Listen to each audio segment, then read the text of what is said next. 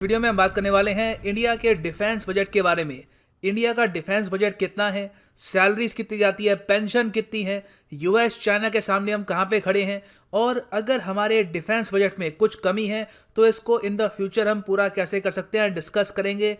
बहुत कुछ आपको जानने को मिलेगा। सो अ लॉट टू नो अल धवन। इसमें से डिफेंस का, इसमें से आप अगर देखोगे 30 लाख में से हमने एलोकेट किए हैं 4,71,378 करोड़ रुपीस। डॉलर्स में आप कह सकते हैं, यूएस डॉलर्स में लगभग 65 बिलियन डॉलर्स। अगर हम प्रेस इंफॉर्मेशन ब्यूरो का डेटा देखें तो मतलब टोटल एक्सपेंडिचर का 15.49% हमने डिफेंस बजट के लिए एलोकेट किया है। ये मैं क्लियर कर दूं, ये जो रकम है यहाँ पे 30 लाख करोड़ की, इसमें एग्रीकल्चर, एजुकेशन, हेल्थ सब इसमें से निकला, बजट अलग से है ना। जो मैंने यहाँ पे अभी कहा है ये आपके माइंड में और सेंस तब बनाएगा जब आप समझोगे कि ये जो 4,70,000 के आसपास का अमाउंट है जो हमने डिफेंस फोर्सेस को दिया है, ये बटेगा कैसे। देखो, इस अमाउंट में से 1,33,000 करोड़ रुपीस की तो सिर्फ पेंशन है। टोटल ये समझ लो, ये जो आपको अमाउंट दिख रहा है 4,70,000 करोड़ रुपीस, इसमें से 60% सिर्फ पेंशन और सैलरी में चला जाता है। फिर बहुत ही बड़ा अमाउंट जाता है मेंटेनेंस में।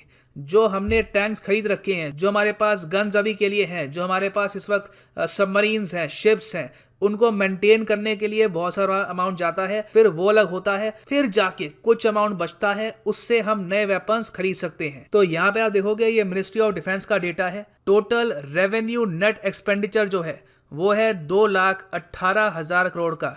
इसमें जो हमारे एक्टिव सोल्जर्स हैं उनकी सैलरी चली जाएगी, और वेरियस जो हमारे डिपार्टमेंट्स हैं मिनिस्ट्री ऑफ डिफेंस के अंडर, उनको फंड पहुंचेगा, और मेंटेनेंस होगी अभी के करंट इक्विपमेंट की। फिर जो अमाउंट है जिससे हमारी आर्मी, नेवी या एयरफोर्स नया इक्विपमेंट खरीदेगी, वो बचता है सिर्फ 1,18,000 करोड़ रुपए। ना, ये अमाउंट इंडियन मिलिट्री की मॉडर्नाइजेशन के लिए काफ़ी नहीं है।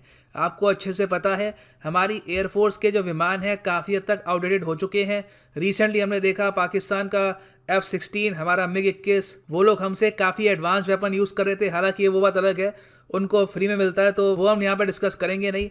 हम ये देखेंगे कि हम कहाँ पे खड़े हैं और हमारे जो एडवर्सरी है वो कहाँ पे है। तो इंडियन मिलिट्री को, चाहे हमारी नेवी हो, आर्मी हो, एयरफोर्स हो, उनको नया इक्विपमेंट हर प्रकार का चाहिए, और इतना अमाउंट उसके लिए कहीं से भी काफ़ी नहीं है। आप अगर सिर्फ एयरफोर्स को देखो, ये जो 1,13,000 करोड़ रुपए हैं, इसमें से करीब 43,000 करोड़ रुपीस मिलेंगे एयरफोर्स को, मतलब कि 38%। नाउ एयरफोर्स ने जो कमिटमेंट कर रखी है ऑलरेडी, ये कर रखी है 47,000 करोड़ रुपीस की। इसमें हमारी पेमेंट जाएगी वेरियस ऑर्डर्स के लिए। रफाल विमान की पेमेंट जानी है, S-400 की पेमेंट जाएगी रशिया को। फिर यूएस से हम खरीद रहे हैं अपाचे हेलीकॉप्टर, चिनूक, उसकी पेमेंट भी अभी कंप्लीट हुई नहीं है, आराम आराम से जा रही है। ये जो नंबर्स हमको दिख रहे हैं, इससे साफ पता लग रहा है कि जो हमारा अभी प्रोक्योरमेंट का प्रोसेस है ये डिले होने वाला है। बहुत से हेलीकॉप्टर्स, बहुत से विमान जिसका हम सोच रहे थे कि काफ़ी जल्दी आ जाएंगे, मोस्ट प्रॉब्ली 1 या 2 साल वो डिले हो जाएंगे। इसीलिए आप भी सोचते होगे कई बार कि 2-3 साल हो गए, S-400 कब आएगा। एक रीज़न यही है कि चाइना के पास S-400 तुरंत आ जाता है, हमारे यहाँ टाइम इसलिए लगता है क्योंकि we just don't have the money right now. अब जो बात मैंने आपको बताई है एयरफोर्स की, सिमिलर कहानी नेवी की है। नेवी के भी बहुत सारे प्रोजेक्ट्स डिले होने वाले हैं। बहुत सारी जो हमें प्रोक्योरमेंट करनी थी, आराम से 2 या 3 साल भी डिले हो सकती है। अब एक बार कंपेयर करते हैं अपना बजट चाइना के साथ। बहुत कुछ यहाँ पे आपको समझने को मिलेगा कि हम कहाँ पे खड़े हैं, चाइना कहाँ पे है। मैंने आपको बताया टोटल हमारा जो बजट है, पेंशन वगैरह, सैलरी सब मिला के रफली 65 बिलियन डॉलर्स के आसपास है। चाइना का अभी 2020 का बजट आया नहीं है। 2019 का बजट अगर हम देखें तो ये था 177 बिलियन डॉलर्स, हमारे बजट से लगभग 3 गुना ज़्यादा। मोस्ट प्रॉब्ली 2020 का जो इनका बजट होगा ये 180 बिलियन या फिर 185 बिलियन भी हो सकता है। फिर अगर हम इंडिया चाइना को कंपेयर करें यूएसए, तो कोई कंपैरिजन दिखता नहीं है। यूएसए का जो टोटल डिफेंस एक्सपेंडिचर है ये अभी वैसे आया तो नहीं है, मगर डोनाल्ड ट्रंप चाहते हैं टोटल 738 बिलियन डॉलर्स का इनका डिफेंस बजट आए। तो यूएस तो खैर एक दूसरे लेवल पे है, इससे हम किसी को कंपेयर कर नहीं सकते। नाउ चाइना का डिफेंस बजट हमसे काफ़ी ज़्यादा है, मगर ये मैं कहूँगा मेन प्रॉब्लम नहीं है। मेन प्रॉब्लम ये है कि जो हमारा डिफेंस बजट है वो भी हम प्रॉपरली यूटिलाइज कर नहीं रहे। चाइना को आप अगर देखो तो उन्होंने पिछले 5 साल में बहुत ही स्मार्टली अपनी जो आर्मी का साइज है ये आधा कर दिया है। आज के टाइम में जो इनकी आर्मी है, इनकी टोटल मिलिट्री का सिर्फ 49 या 48% के आसपास है। यहाँ पे आप देख सकते हैं, आर्टिकल है by the economic times, China reduces army by half, increases size of navy air force in a big way.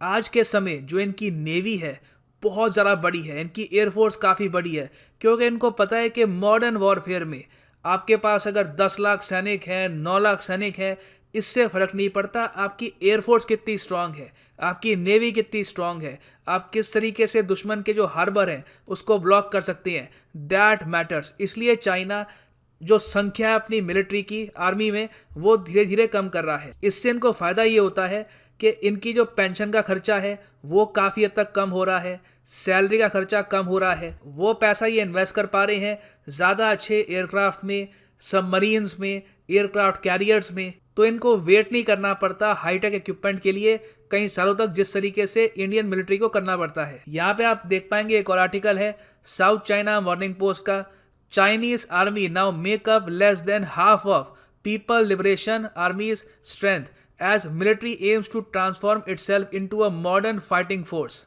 तो ऑलरेडी चाइना की जो टोटल मिलिट्री है, इनकी एयरफोर्स नेवी सब मिलाकर दुनिया की सबसे बड़ी मिलिट्री है, उसमें भी अब ये बहुत ही स्मार्टली अपने रिसोर्सेज को यूटिलाइज कर रहे हैं। और ये चेंजेस चाइना को कंप्लीट करने में करीब 5 साल लग गए।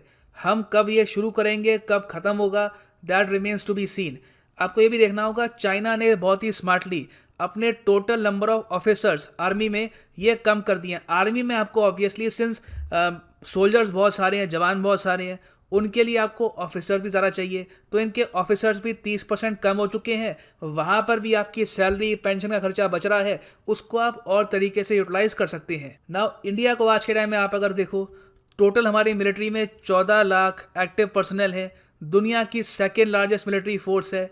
फिर हमारी बहुत सारी एक रिजर्व में भी फोर्स पड़ी होती है जिसको हम कहते हैं वॉलंटियर आर्मी, ये दुनिया की सबसे बड़ी वॉलंटियर आर्मी है। तो कहीं ना कहीं इंडिया को भी जो नंबर्स हैं आर्मी के ये कम करने होंगे और वो पैसा इन्वेस्ट करना होगा एयरफोर्स और नेवी में, अगर हम चाहते हैं कि इन द फ्यूचर हम चाइना के सामने कुछ फाइट पुट अप कर पाएं। मगर क्या ये करना आसान होगा?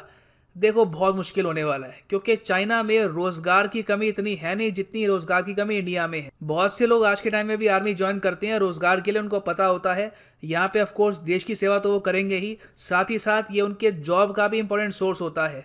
अब अचानक से मान लो आप कहते हो कि इंडियन आर्मी का साइज आप 2 लाख 3 लाख कम करोगे, तो मतलब आप कह रहे हो 2-3 लाख आप नौकरियां कम करने वाले हो। इससे अगेन हमारी इकोनॉमी की जो स्ट्रेंथ है ये भी कम हो सकती है, क्योंकि इससे बहुत से लोगों के हाथ में पैसा कम जाएगा और उनकी जो स्पेंडिंग पावर है वो भी कम होगी। तो इंडिया आज के समय मैं कहूँगा बहुत ही विशेष साइकिल में है और इसका समाधान एक ही है। देश में बहुत ही लार्ज स्केल पर हमको नौकरियां चाहिए, जॉब्स चाहिए, ताकि हम बहुत ही स्मार्टली अपनी मिलिट्री को मॉडर्नाइज कर पाएँ और एयरफोर्स और नेवी जिसको बहुत ज़्यादा फंड की एलोकेशन की आवश्यकता है वहाँ पर हम फंड प्रोवाइड कर पाएँ।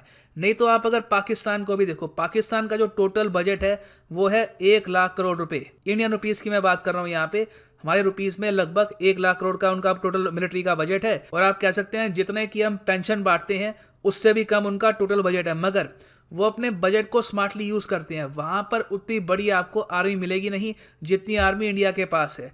उन्होंने काफ़ी अच्छे रेडार्स में इन्वेस्ट कर रखा है, उनके पास एंटी जैमिंग इक्विपमेंट काफ़ी अच्छा है। तो आज के समय अगर हमको 2 फ्रंट वॉर के लिए जेन्युइनली रेडी रहना है तो बहुत से बदलाव करने होंगे। अभी के लिए देश में इस पर बातचीत बहुत कम हो रही है। इन द फ्यूचर अगर कुछ प्रॉब्लम आती है, हमारे अगेंस्ट कुछ अग्रेशन होता है, तब इस पर लोग काफ़ी मंथन करेंगे और डिस्कस करेंगे कि इस प्रॉब्लम को हमने इग्नोर क्यों किया कई सालों तक। खैर, this is the end of the video. उम्मीद करता हूँ यहाँ पे आपको कुछ जानने को मिला होगा। Thanks for listening and as always God bless you all.